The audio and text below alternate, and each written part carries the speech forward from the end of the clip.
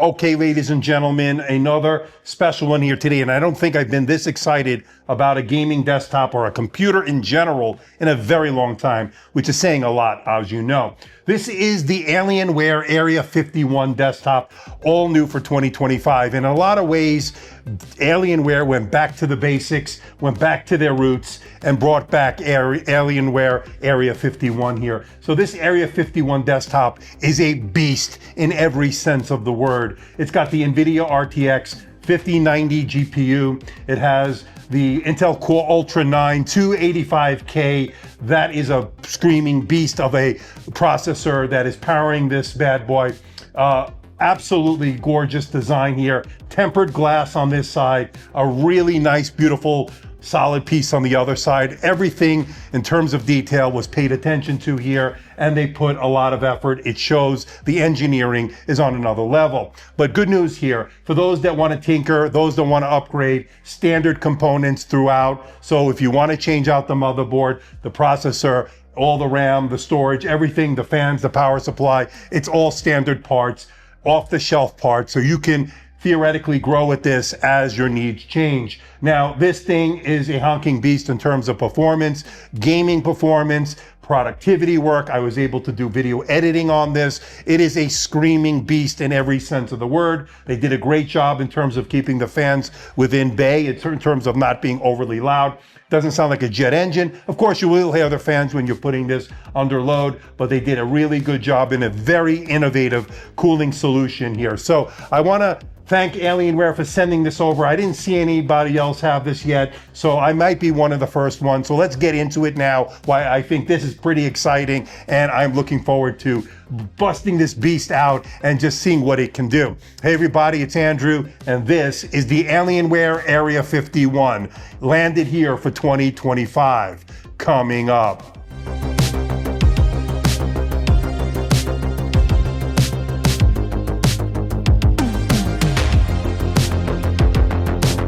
Now, it comes in a pretty big box. You're going to probably need two people to get this out of the box. I did it myself, whatever. My back is okay, for those wondering. Anyway, the packaging is well thought out, and it is pretty efficient in terms of unpacking this. They do give you the accessories that comes with this, obviously the basic keyboard and mouse that come with it, as well as the plug and all that stuff. So that's pretty standard fare for what you're going to get. And then, of course, you get this big unit itself, the Area-51. And right off the bat, as you take it out of the box, you're going to notice the attention to detail. It's quite good. And Alienware sent over a bunch of extra accessories, including some swag for me to check out to show off this unit. That includes a keyboard, a mouse, pro level, by the way, really nice headset, and some other swag. So really, really nice stuff there. And they also sent over a pretty awesome monitor to check out as well. Now, the monitor they sent over is the Alienware 32-inch 4K QD OLED gaming monitor, the 8W3225QF, for those wondering. It has a 4K resolution, 3840 by 2160, 240 hertz refresh rate, and it supports NVIDIA G-Sync and AMD FreeSync technology. Plenty of I/O on it, and it has been pretty awesome. Alienware is touting 45% quieter acoustics, 25% better airflow, and 50% more processing power. And to achieve those results, the Area-51 desktop chassis includes anywhere from 6 to 7 fans, depending on your liquid cooling configuration. We have the one with the 7 fans. That means that this generation of the Area-51 has the highest number of fans included and is the quietest Area-51 in Alienware's recorded history, according to their press materials. Now, this includes the 140 millimeter upward firing fans focusing airflow onto the GPU. These are located at the bottom, towards the bottom of the chassis, and the dual 180 millimeter lateral in firing fans focusing air towards the GPU, CPU, and memory. Dual or triple 120 millimeter downward firing fans attached to the liquid cooling heat exchanger that's located at the top of the chassis. This is included with all the configurations, and the assembly at the top includes gaskets that prevent flow leakage.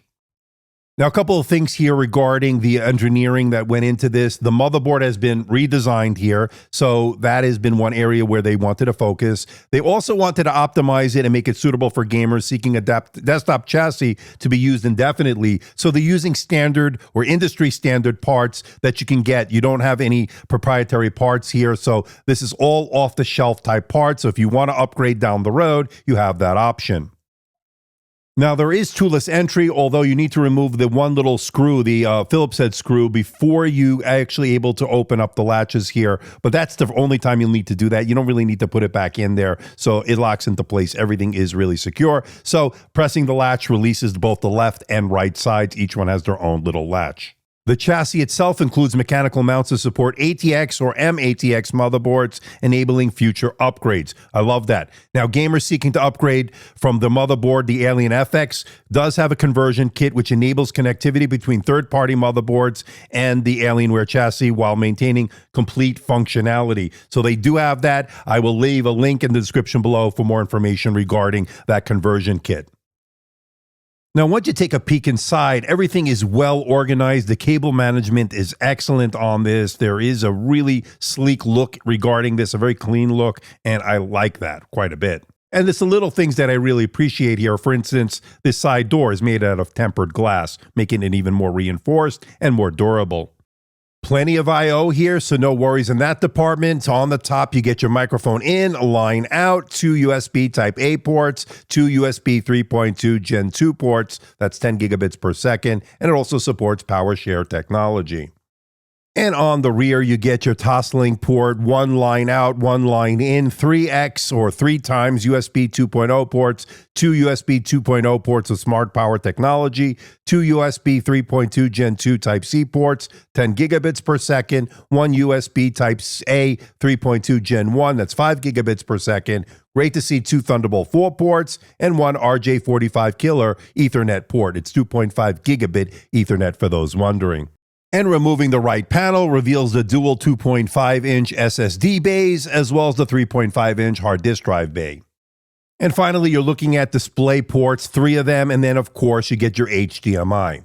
Now, when you purchase this, the options for memory are either 16, 32, or 64 gigabytes. It's dual channel DDR5 memory, XMP, and the one I have here is 2 32 gigabyte memory sticks here at 6,400 megatransfers per second. But you can obviously go beyond that if you want to expand it out down the road. And there's plenty of storage options going all the way up to 4 terabytes and then some. You can do a single drive option or a dual SSD drive option, both Gen 4 and Gen 5 options. Okay, check it out. I'll leave links in the description below. But plenty of storage options, including adding a spinning hard drive in that 3.5-inch bay.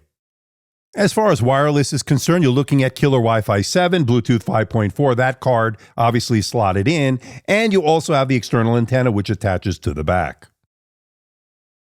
Now, if you're buying this unit, it's a pretty serious desktop replacement, gaming desktop, and you're not playing around here. So the processor here is really, really good. It's the Core Ultra 9 285K. Obviously, from the single and multi-core results on the synthetic benchmarks, that's evidence that this is a very capable, very powerful processor, no doubt about it. Now, let's talk about gaming, because that's going to be the first and foremost thing you're going to do with this. And as you can see from the 3D Mark scores, really, really excellent in Time Spy, Firestrike, and Wildlife Extreme. You could do video editing on this, by the way. I ran the Puget Bench DaVinci Resolve benchmark, got an excellent result. And of course, gaming. Some of the more popular AAA titles, 4K. Obviously, you're going to get extremely playable frame rates. This is a dedicated gaming desktop that doesn't play around, no pun intended. It definitely gets the job done and without any issues. And even with certain titles enabled with DLSS, you're getting even better frame rates. So a lot of options here, especially if you're serious about gaming. All right, so overall, what do I think about the Area-51 desktop here? This thing is probably one of the best gaming desktops I've looked at to date. You know, I've done my share over the years. I know I do a lot of laptops and certainly gaming laptops in addition to the productivity, thin and lights that I do. But this desktop here, obviously it's expensive. It's for those real diehard enthusiasts that I think are serious about not only gaming, but want to do things like graphics work, high-end video editing. So you're not just limited to the fact that you can game on this, but you could also get some serious productivity, especially when it comes to creative work, video editing, DaVinci Resolve, Premiere Pro. I think it all does great on this, and I think that's one of the reasons you'd pick up a big tower like this. And I also like the fact that they're using those standard components. So if you need to grow in terms of your needs, you can swap out components, change things out, more storage, more RAM, all that, you can change it out. And it's been very quiet doing everyday tasks. Obviously, when you're going to do your work on this, you won't hear anything. And when you do ramp things up on this, really push it under heavy load, it never gets overly loud either. Although, of course, you will notice the fans, but that's to be expected on such a powerful rig here. So just keep that in mind. The cooling here is innovative with their solution that they went with here. So I think they did an excellent job here. This is definitely my editor's choice for a desktop here for 2025. It might not even be close. It's that good. Now, the downside, of course, like anything in this category, is this high end, it's going to be very expensive. In fact, this comes in over $5,000, maybe over $6,000, all said and done. So I'll leave a link for those that are interested in the description below. But as you say, you got to pay to play, right? Or as they say. And I really think that really applies here. Now, it is expensive, and I don't expect people to really go out and spend this kind of money unless you're extremely serious about your gaming system and you have that kind of money. So there is a market for this. They wouldn't be making this if there wasn't. Obviously, from very serious gamers are going to look at this, as well as professional work that can use this as a workstation in a lot of ways because of the high-end components. GPU, the graphics here are amazing, as well as the CPU. But I want to know what you think. Let me know in the comment section below. What do you think about the Area-51 as Dell? Alienware go back to their roots here and try to make something pretty special. And I think for the most part, they accomplished that. Again, let me know what you think in that comment section below.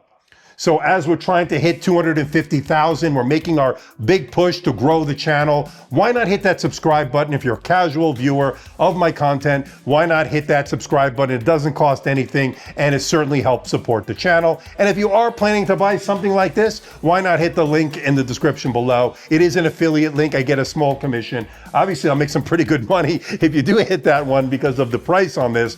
But all kidding aside, it does help support the channel. It helps me get things like this. Brands start to recognize me as we're growing. So I need to get more stuff like this in to make this a bigger channel the way it should be. So until next time, this is Andrew, and I'll see you in the next video.